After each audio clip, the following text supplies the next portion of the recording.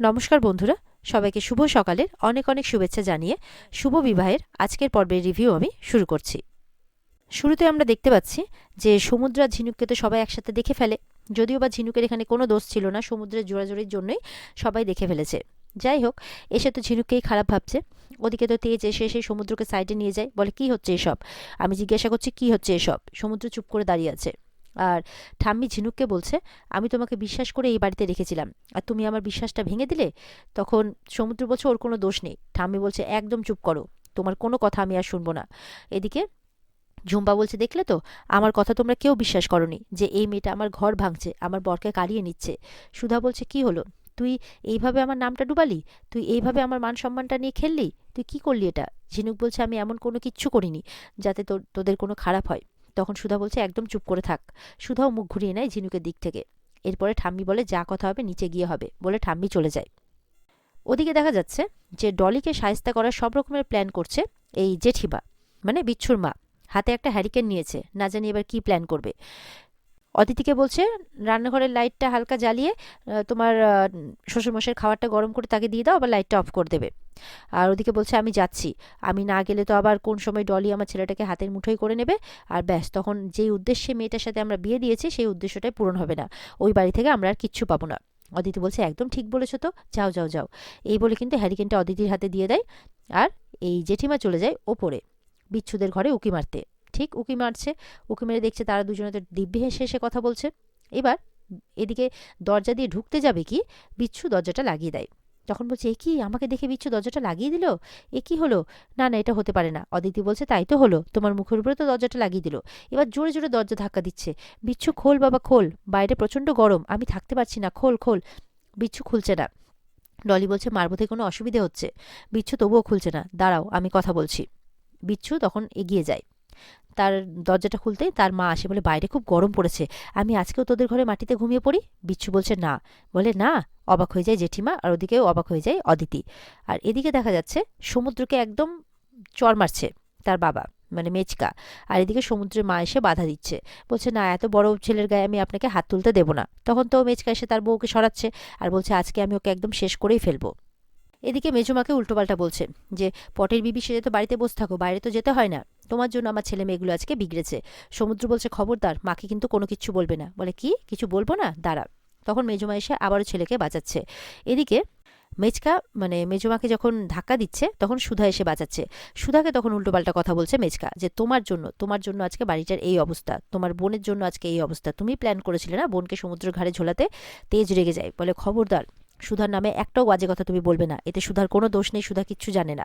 বলে, দোষ নেই, ও চায়নি ঝিনুকের সাথে ওর বিয়ে দিতে। বলে, চেয়েছে, কিন্তু ওটা সবাই চেয়েছে, তুমি একদম ওর ঘাড়ে দোষ দিতে যাবে না, ও এসবে কিচ্ছু জানতো না।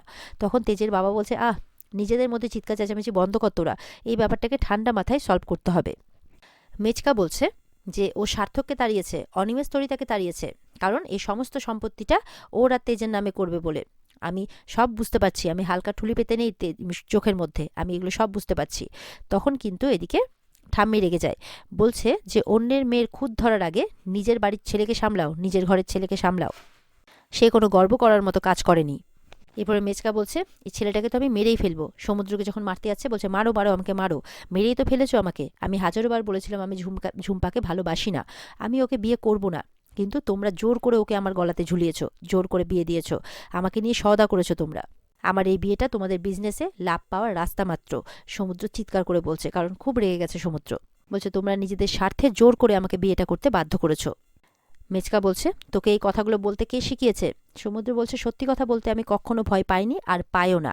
আমি ঝিনুককে ভালোবেসেছি, আর আমি ঝিনুককেই বিয়ে করবো, আর ঝিনুকের সাথেই থাকতে চাই। এটা শুনে সবাই অবাক। আর এদিকে জেঠিমা, মানে সুধার জেঠিমা, বিচ্ছুকে বলছে, তুই আমাকে থাকতে দিবি না বলছিস। বিচ্ছু বলছে, তোমার ভালোর জন্যই বলছি মা। বলছে যে, এই ঘরে তো খুব মশা, আর দরজাও খোলা, জানলাগুলোও খোলা যায় না, তাই জন্য তোমার এখানে বেশি অসুবিধা হবে। তাতে চলো দালানে তোমার মানে বিছানা করে দিচ্ছি, ওখানেই শুয়ে পড়বে। তাছাড়া পুরো গরমকালটাতে তুমি ওখানেই শোও। বলে, হ্যাঁ আমি ওখানে শুই, আসলে ওখানে মাঝে মাঝে ঠান্ডাও লাগে। বলে, তুমি কখনো বলছো গরম লাগছে, কখনো বলছো ঠান্ডা লাগছে, তোমার নিজেরই তো কথার কোনো ঠিক নেই মা। বিচ্ছু তার মায়ের চালটা পুরোপুরিভাবে বুঝতে পেরেছে, তাই এবার মাকে জব্দ করছে। বিচ্ছু বলছে, তুমি এখানে শুলে ডলিকে মাটিতে শুতে হবে, ওর তো এসবের অভ্যেস নেই, ও পারবে না।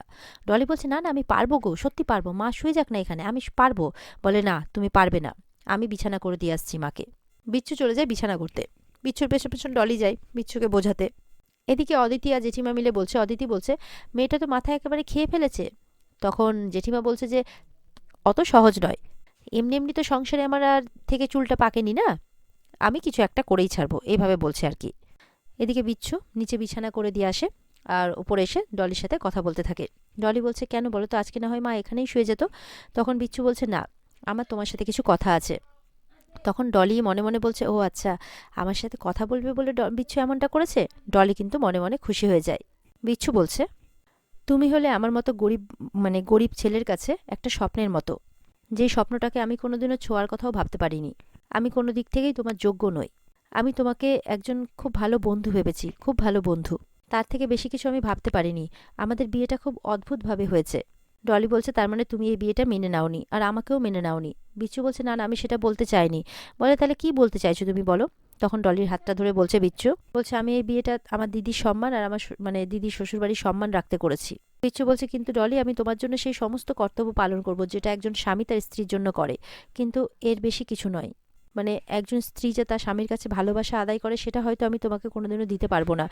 তুমি আমার বন্ধু হয়ে থাকতে পারবে না সারা জীবন ডলি। সমুদ্র বলছে যে আমি বিয়ে করলে ঝিনুককে বিয়ে করব, কারণ আমি আর ঝিনুক একে অপরকে ভালোবাসি। ঝিনুকের কাছে গিয়ে ঝিনুকের হাত ধরে বলছে, এই ঝুম্পাকে আমি ডিভোর্স দেব আর ঝিনুককে আমি বিয়ে করব। তখন ঝুম্পা বলছে, ঠিক আছে, যখন সৌম্য বেবি আমাকে লাভই করে না, তখন আমিও এই সম্পর্কটাকে ব্রেক করে দেব। আর আমাদের জন্য যেই জমিটা আপনারা পেয়েছেন সেই জমিটাও আপনারা পাবেন না, আর আপনাদের বিজনেসটা মুখ থুবড়ে পড়বে। আমিও দেখছি কি করে আপনারা ভালো থাকেন, এরমভাবে বলছে। তখন সুধা বলছে, তোমাকে এসব কিচ্ছু করতে হবে না। ঝিনুকের জন্যই যখন এই সমস্যাটা, তখন ঝিনুক এই বাড়ি ছেড়ে চলে যাবে, ও এই বাড়িতে থাকবে না। এরপরে সমুদ্র বলছে, তুমি এসব কি বলছো বৌদি। তখন ঝিনুক বলছে, দিদি একদম ঠিক কথা বলছে, আমি এই বাড়িতে আর থাকতে চাই না। এই বলে মেচকার কাছে গিয়ে হাত জোর করে বলছে যে আমার জন্য যদি সমস্যা হয়ে থাকে তার জন্য ক্ষমা চাইছি, আমি আর এই বাড়িতে থাকবো না। ঠাম্মির কাছেও গিয়ে বলছে যে সরি ঠাম্মি, আমার আর এই বাড়িতে থাকা হবে না, আমাকে ব্যাঙ্গালোর চলে যেতে হবে, ওখানে আমার জয়েনিং আছে। সুধা মনে মনে বলছে, ঝিনুক হঠাৎ করে বাইরে চলে যেতে চাইছে কেন। ঠাম্মিও কিন্তু মনে মনে বলছে, আমার অভিজ্ঞতা দিয়ে আমি যতটুকু বুঝতে পেরেছি, ঝিনুক আর সমুদ্র দুজনেই দুজনকে খুব ভালোবাসে। তাহলে ঝিনুক এরম করে চলে যাওয়ার সিদ্ধান্ত নিল কেন। সমুদ্র আর ঝিনুককে একসাথে দেখতে পেয়ে যখন উপর থেকে সবাই নেমে এসেছিল নিচে, তখন সুধা আর তেজ ঝিনুকের সাথে কথা বলার খুব চেষ্টা করছিল। তেজ বলছিল, আমাকে বলো, আমি ঝুম্পার সাথে ডিভোর্সের ব্যবস্থা করব, আমি তোমাদেরকে এক করব। আমি জানি ঝুম্পার সাথে বিয়েটা জোর করে হয়েছে, ঝুম্পাও জোর করে সিঁদুরটা পরে নিয়েছে, আমাকে বলো, আমি তোমার দিক দেখব। সুধাও বলছে যে তুই বল, তোর কি হয়েছে, তুই কেন এমনটা করছিস, আমরা সব ঠিক করে দেব। তখনও ঝিনুক বারবার করে একই কথা বলেছে যে না, আমি সমুদ্রকে ভালোবাসি না। ভালোই হয়েছে সমুদ্র ঝিনুকের সাথে ঝুম্পার সাথে বিয়ে হয়েছে, কারণ ঝিনুক তখন মনে মনে ভাবছিল যে ও যদি এখন বিয়ের সিদ্ধান্ত নেয় সমুদ্রকে, তাহলে বিজনেসের জন্য ওদের যে জমিটা সেটা ওদের আর পাওয়া হবে না, ওদের বিজনেসটা তখন তলানিতে গিয়ে ঠেকবে, এরকম একটা ব্যাপার। এই জন্যই ঝিনুক কিছুতেই মেনে নিচ্ছে না সম্পর্কটাকে, আর সমুদ্রকে বিয়ে করতেও রাজি হচ্ছে না। ওদিকে ডলি বলছে, সত্যি তো, তুমি আমাকে ভালোই বা বাসবে কেন, আমার মতো মেয়ের সাথে কি আর ভালোবাসা যায়, কোথায় আমি আর কোথায় তুমি। তাও বলছে, না না ডলি এরকম কথা বলো না। তারপর ডলি চোখের জল মুছে বলছে, আরে আমি তো মজা করছিলাম, ছাড়ো, কালকে তোমার ইন্টারভিউ আছে না, চলো তাড়াতাড়ি শুতে হবে। তখন বিচ্ছু বলছে ডলির হাত ধরে যে থ্যাংক ইউ ডলি আমাকে বোঝার জন্যে। এরপরে যখন ঘুমোতে যাবে বিছানায়, তখন বিছানাতে আরশোলার মতো কিছু একটা দেখতে পায় ডলি, আর আরশোলা আরশোলা করে চিৎকার করছে, বলে, না না আমি এখানে শুতে পারবো না, এখানে আরশোলা আছে। বিচ্ছু বলছে, না না কোথাও কিচ্ছু নেই, কই দেখো দেখো। তখন বিছানাতে কিন্তু কিচ্ছু দেখতে পায় না বিচ্ছু। এদিকে বলছে, চলো চলো শুতে হবে, কিচ্ছু নেই। ডলি তো খুব ভয় পাচ্ছে, জোর করে বসাতে গিয়ে দুজন মিলে যখন শোবে আর কি, হঠাৎ করে পড়ে পড়ে যায় আর কি দুজন মিলে, তখন কিন্তু দেখা যাচ্ছে খাটটা ভেঙে যায়, খাটটা ভেঙে দুজনেই পড়ে যায়। তখন বলছি, ও বাবা এটা কি হলো, আবার এটা কি হলো, এই দুজনেই বলছে। এদিকে কিন্তু সুধার বাড়িতে মেজমাও মনে মনে ভাবছে ঝিনুকের কথা, যে আমি মেয়েটার মধ্যে সমুদ্রকে নিয়ে যে যত্ন ভালোবাসাটা দেখেছি সেটা তো মিথ্যে হতে পারে না, এমনকি বাড়ির সবার প্রতিও সেটা মিথ্যে হতে পারে না। তাহলে মেয়েটা আজকে এরকমভাবে মিথ্যে কথা বলছে কেন, সব ছেড়ে ছুড়ে চলে যেতে চাইছে কেন। টুম্পার কাছে রিকোয়েস্ট করে ঝিনুক যে তুমি জমিটা এভাবে ফিরিয়ে নিও না, কালকে 75 বছরের সেলিব্রেশন, সবাই মিলে আনন্দ করো, বিজনেসটাকে আরো বড় করো। এই বাড়িতে থাকতে থাকতে আমারও একটা মায়া পড়ে গেছে, তাই এই বাড়ির কোনো ক্ষতি হোক আমি সেটা চাই না। এই বলে সেখান থেকে চলে যায় ঝিনুক। এরপরে মেচকা সমুদ্রে কিছু বলতে গেলে কোনো কথা না শুনে সমুদ্র চলে যায়। এদিকে ঝিনুক তো একেবারে রেডি হয়ে চলে এসেছে, ব্যাগপত্র নিয়ে বেরিয়ে যাচ্ছে। তখন কিন্তু তেজ আটকাচ্ছে, দাঁড়াও, কালকে আমাদের এত বছরের একটা সেলিব্রেশন, এই দিনটা কাটিয়ে তুমি যাও।